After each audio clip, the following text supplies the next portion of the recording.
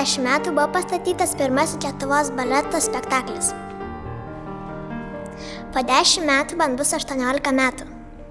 Tada Lietuvos baletas švęs 100 metų. 100 metų jubiliejų.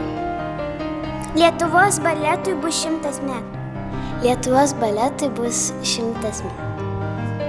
Lietuvos baletui bus 100. Lietuvos baletui bus 100 metų.